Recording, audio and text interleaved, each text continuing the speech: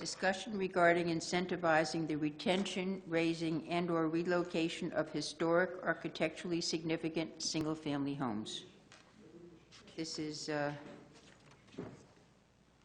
Mr. Mooney. We don't have any backup for this. Perhaps this is something that you want to move to the May agenda? Let's move it to May. Oh, sorry, I was actually here. I wanted to show a few slides. I had spoken to Michael about it, and Okay, I have it all geared up here, if it's okay. that's Yeah, fine.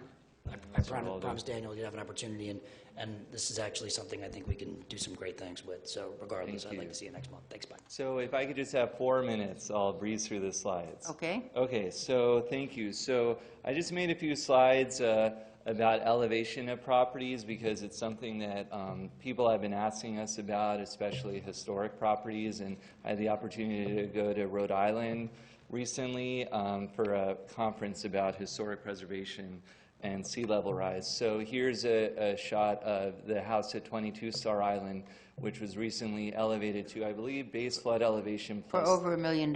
plus 3 feet. Well, we'll talk about the price. I was told it was $300,000 for Not the true. elevation component. Not true. And then there's relocation. But I have you an know, email from the guy that moved that's it. a private project. So we'll anyway. So continuing. We should learn from the past about elevation. Here are some old photos. One is Galveston, Texas. In 1900, there was a great hurricane that knocked out a lot of the area, and they actually ended up elevating basically the entire city over 7 years. On the left is a photo of St. Patrick's Church that was badly damaged, and then it was restored and elevated by 5 feet. With 100 men over 35 days using 700 jack screws. They manually elevated it, and some places in the city were elevated by as much as 17 feet. On the right is the Briggs Hotel in Chicago, which was elevated in 1886. So elevation is something done in the past, and then here's some photos of things that are happening today all over America, elevation of properties. So when I was in Rhode Island, I met with people that are experts in elevation because I wanted to find out approximate costs of elevating of properties. So our particular type of buildings are concrete block structures, and those are a little more expensive. So the estimate is between $70 and $90 per square foot of the ground floor footprint. And it depends on the type of foundation. If there's a crawl space, it can be less. If there isn't, it can be on the lower end of 70 to 90, and if not, it's on the higher end. The average size Miami Beach single-family home is 3,300 square feet. Assuming the first floor is about 70% of the total, the cost of elevation would be between $160,000 and $211,000. The average market value of a home is $1.2 million as of 2012. That's higher now because of the increase in property values. So as of that estimate, it would be between 13 and 17% of the market value of the home for elevation. And then I made a diagram of elevation versus demolition new construction. So I averaged the cost, so let's say $187,000, and you compare it to demolition. They cost about $20,000, plus building the same size building would be about $1.6 million. You're at about $1.7 million. In addition, the environmental impacts of the waste that's generated from demolition and the similar amount of concrete that you'd have to use to build a new house. And the time frame is a lot longer to build new versus elevating properties. So we have some challenges like flood insurance costs going up. And also we have challenges for financing this because in other areas, FEMA provides assistance, but right now we are not a disaster zone. And so financing isn't available through the federal government, so we have to find ways to be creative and come up with low interest loans, grants, or a combination, tax credits at local, county, state level, and also a lot of neighbor outreach and design guidelines because there's a lot of confusion in the neighborhood because of all the news.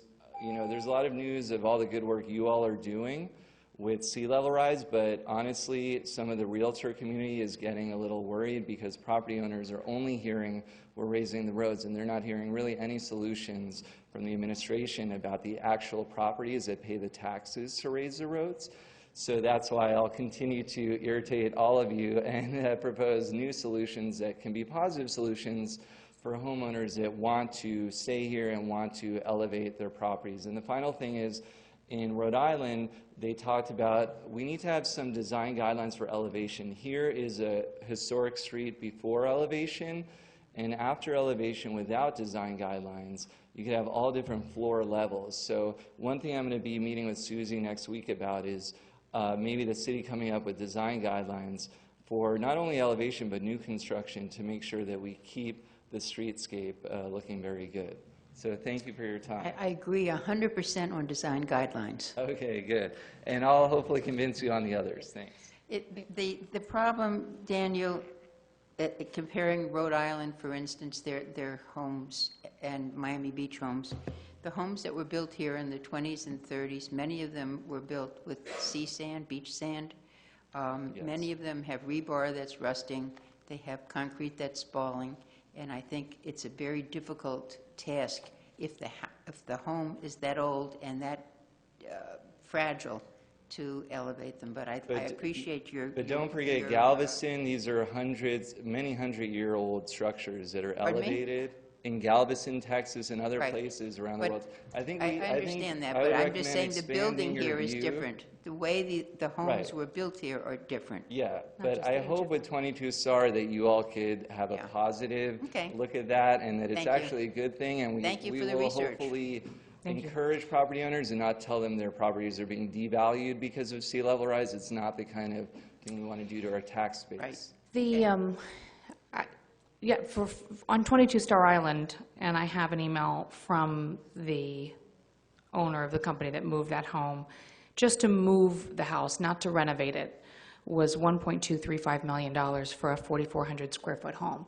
So well, I'm sorry, with you. It's not a 4,400 square foot home. It's 8,000 square feet. The home is beautiful, and I'm glad that the owner of it had the resources to be able to move it.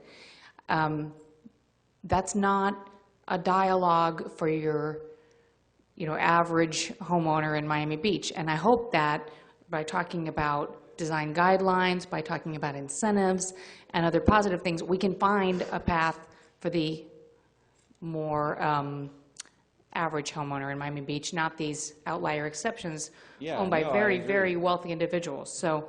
But I'm open-minded, excuse me, I'm not finished. Okay. I'm open-minded about incentives, and I really encourage all of us, the community as well, to contribute any ideas that we can to shift the balance. I mean, Mr. Mooney shared with me some of the incentives that are already there, and at face value, they seem like pretty good incentives, and yet, as you say often, we're not seeing the results. We're not seeing people choose that path, which to me just says the incentives, although they maybe used to be appealing enough, they no longer are given market conditions and so forth.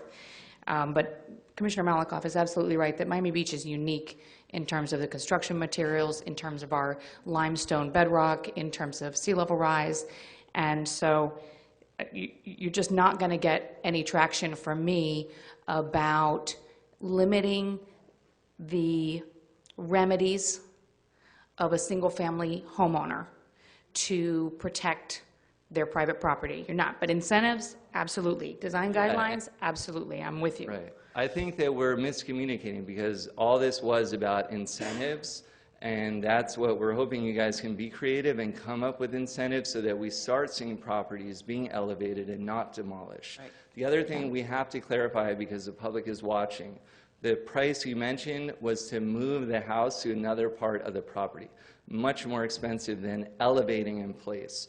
So let's not put out the 1.2 million number. I was told by the contractor that it costs $300,000 to raise a house in its location. The contractor emailed me. And that included the moving. You just quoted the moving. It's public record because my emails are public record. But okay. And you quoted it as the moving. Let me also point out, you reminded me of a good point, which I failed to mention, is in our dialogue, and I spoke to the owner of the home as well.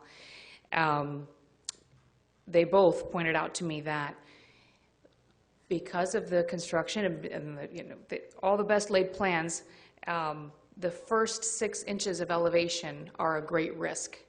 And they don't know whether the home is going to be able to withstand that initial elevation of 6 inches. And actually, all of the money that's spent to plan and excavate and all of the other steps that they have to do just to elevate that first 6 inches, all that money could end up being for naught, because until they make that first lift, they don't know if the home is going to survive.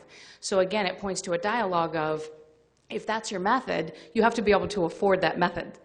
And not everyone can. And I would hate for, we're really in Miami Beach trying to keep this a place where we can maintain our diverse population, all different socioeconomic levels. Yes. And if we limit the remedy to elevation, we're going to limit the access to just the very wealthy, and that concerns me. Well, let me tell you, though, that's the purpose of the comparison of elevating versus new construction.